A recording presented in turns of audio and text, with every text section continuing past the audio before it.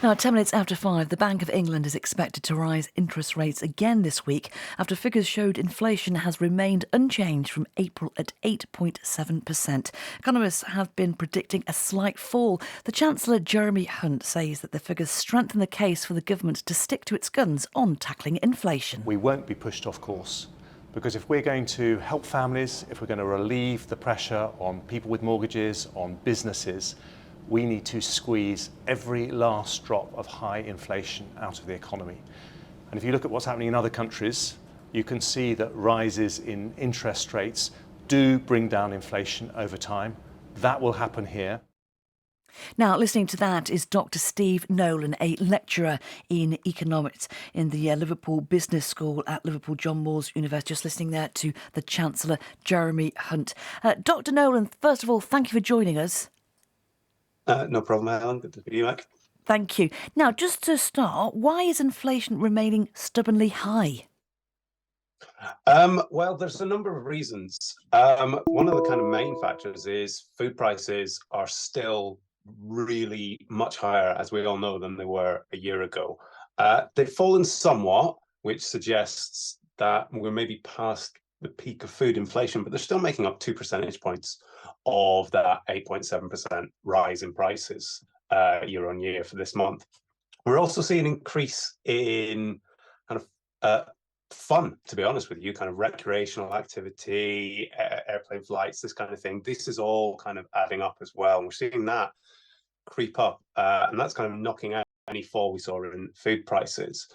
But just overall, whereas before the story about inflation was about those energy prices, they're becoming from last year. They're more and more falling out of it. And it's now the story about food and also about increased cost of services in the economy.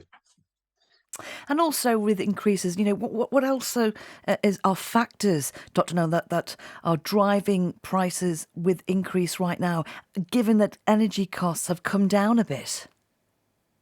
Well, I mean, one of the factors with food is obviously, in many ways, it's an international problem to do with supply chains, but also to do with those energy costs. A lot of the way food is produced has been quite energy intensive because when we saw those spikes in food prices, people moved towards kind of maybe less efficient ways or relying on imports, and that can lead to a restriction in supply, which can therefore, economics tells us, when we have a restriction in supply and the same amount of demand, we're going to see a rise in prices. And that's one of the things that we're still seeing playing through the inflation rate at the moment. And are there signs that inflation will fall significantly as the year goes on? Well, as economists, sorry for laughing, but we're getting this wrong again. This was the kind of fourth shock in a row. As you said in the intro, we were like, the general consensus was we were expecting things to fall to about 8.4%, and we didn't see that. In fact, when we look underneath the hood of the figure, when we look at core inflation, which is really the stuff that strips away international factors like food or energy, we're actually seeing that rise from 6.8% last month to 7.1%. And that's really concerning. And that will be concerning the Bank of England and suggesting that they will have to move tomorrow to raise interest rates.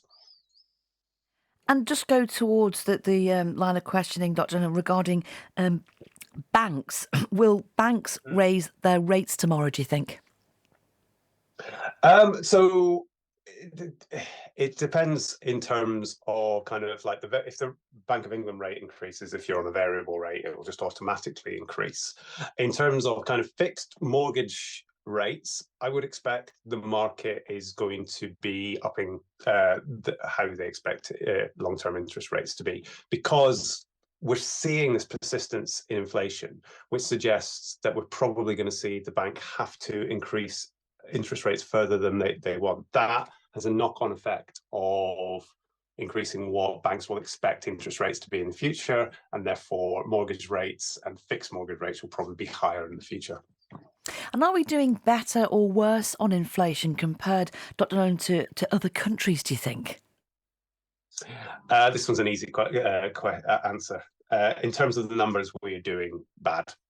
We are, in terms of the rate of inflation, the highest in the G7. France is about 6%, Germany 6.3%, and they're all tracking down. US is much, much lower than us, so it's sometimes hard to compare the actual number, but they're around about 3%. So we are standing out amongst our peers at the moment. I just wanted to ask you about a thing called, let me just get me analysis right. Some economists were looking at what's called core inflation today. Just want you to tell us, what is it and what can it tell us? So core inflation is when we strip out, say, energy costs, which are kind of impacted by international factors, like obviously the massive spike in inflation last year was greatly influenced by the war in Ukraine, and also food factors as well, because again, it's an international market. We import a lot of our food. And the idea behind core inflation is when you strip out those international factors, what is the inflation that the Bank of England, with its power to affect interest rates, can affect? In many ways, you could almost call it the domestically created inflation. And because that's increasing, that suggests that we have an inflation problem that's within the UK, not just impacted on external factors. Now, some people could look at this and get quite depressed by it. Mortgages costing more and more, for example. How long could it be before things start to get better? I wish I could be the bearer of good news, but today was essentially a bad day for the economy. It was quite a negative shock, and I think the consensus that interest rates are going to be higher for longer is with us for some time, unfortunately. And how has the Prime Minister's pledge to bring inflation down to 5% by the end of the year? How's that looking this evening, Dr. Nolan? A lot shakier than it did when he made it in January, that's for sure. To be fair to him, at that point, I think everyone thought that getting to below 5.5% by the end of the year would have been fine, just by the way that energy prices would fall out of the calculation. With the persistence of things here, he probably don't hit it, but he's going to have an uncomfortable 6 months. Thank you for breaking that down for us and your analysis. It's a pleasure to catch up. That is Dr. Stephen Nolan, a lecturer in economics at the Liverpool Business School at Liverpool John Moores University. Dr. Nolan, thank you. Thanks, Helen.